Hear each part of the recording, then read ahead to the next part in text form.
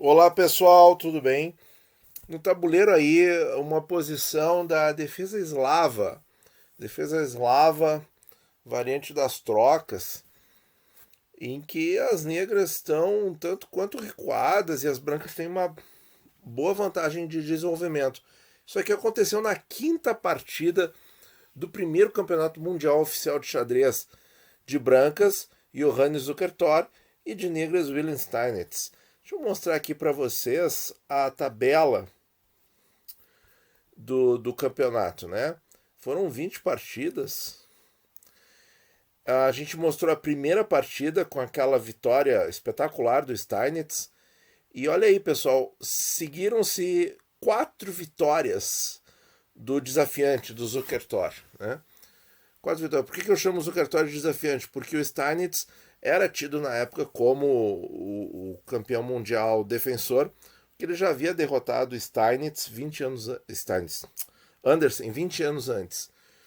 E vejam que o match foi muito disputado. Então, a quinta partida, bom, vocês já sabem que o Zukertor vai vencer. Então, ele estabeleceu o placar de 4-1.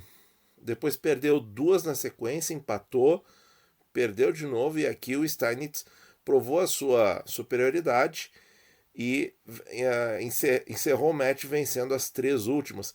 E vejam como os empates eram escassos, pessoal. 1, 2, 3, 4, 5 empates em 20 partidas.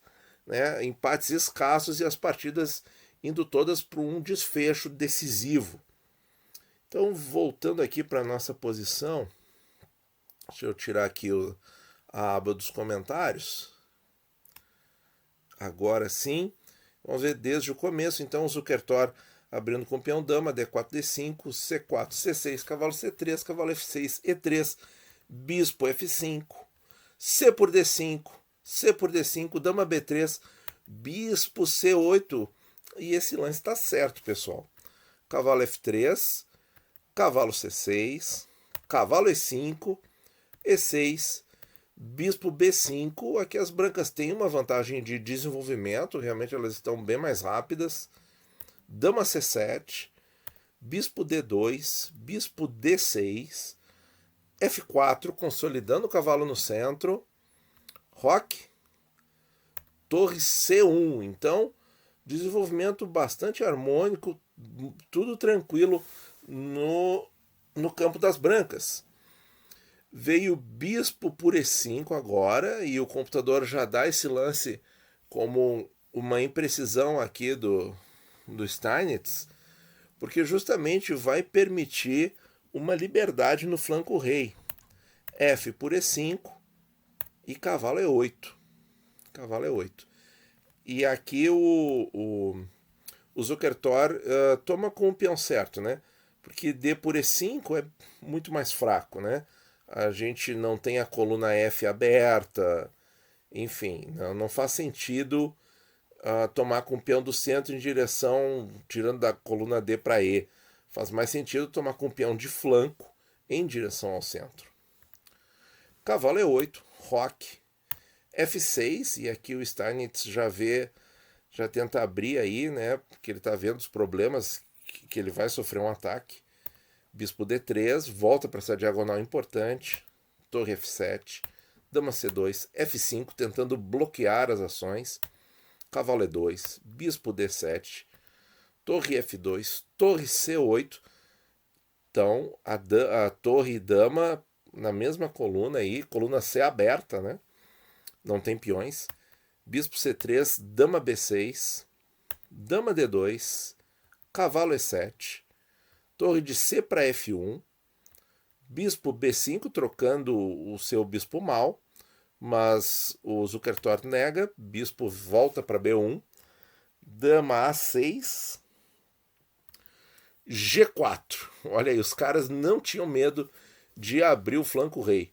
G6, H3, torre C7, torre E1, cavalo G7, cavalo F4, olha aí o posto avançado, cavalo C8. E aqui a gente observa uma. Parece que o campo está muito tranquilo na, na parte das negras, porque afinal de contas as duas torres estão segurando bem a sétima, tem um cavalo perto do rei, essa questão toda, mas a dama está bem longe da defesa e não está acontecendo nada nessa diagonal aqui. Não tem ataque entrando por aqui. Então a situação está muito melhor para as brancas. E agora com a abertura do flanco rei, que ele começa agora com G por F5, isso vai ficar mais claro. E aí G por F5. Claro, E por F5 não faz sentido deixar esse peão passado protegido aqui. As brancas vão ganhar a partida pelo centro aqui. E cavalo por F5 também não é interessante em virtude de E4. Então G por F5, G por F5, torre G2. Então já começa a colocar problemas aqui com essa coluna G aberta. Problemas para o rei das negras. Rei H8, e aí agora fica claro como essa dama não tem tempo de voltar e ajudar na defesa. Rei H2, para justamente dobrar na coluna G. Dama C6, torre de E para G1.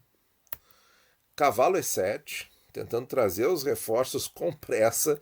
Dama F2, dama E8. Parece que a dama chega a tempo, né?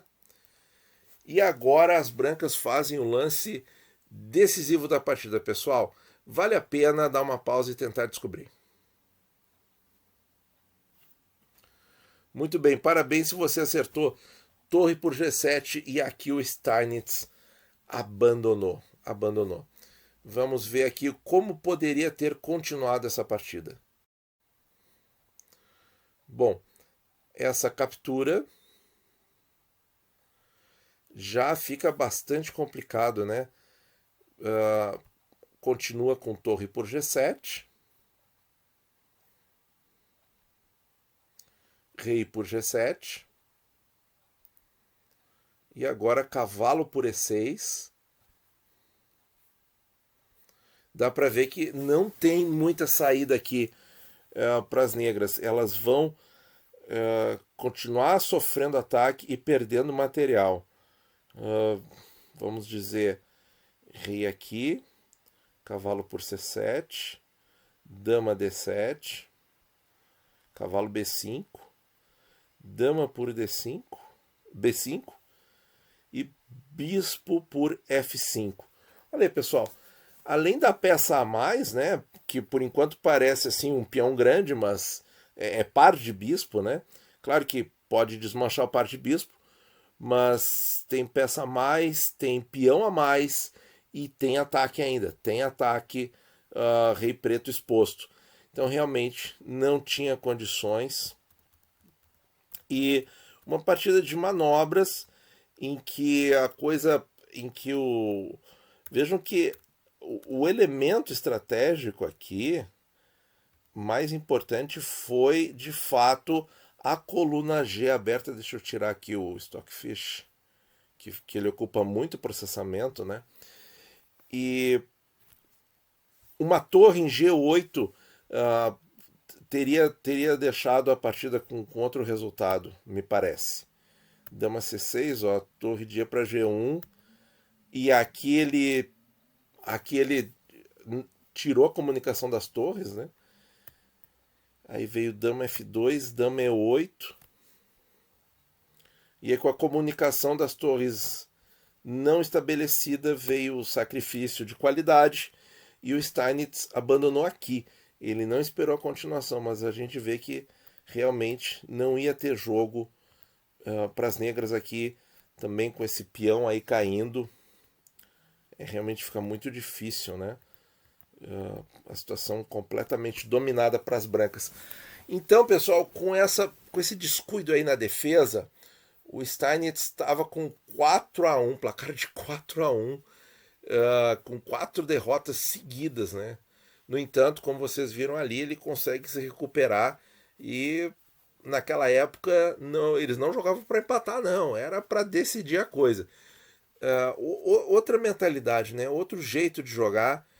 eles vão aqui realmente para trocação franca, né? Por assim dizer. É só dar uma olhada nesse tipo de posição em que nós temos aí avanços no flanco rei de ambos os lados e aqui eles partem realmente para decidir o jogo. Muito interessante o jeito deles jogarem no passado e não percam essa série, pessoal. Nós temos ainda mais partidas desse match que são muito interessantes. Muito obrigado por ouvir e bons jogos a todos.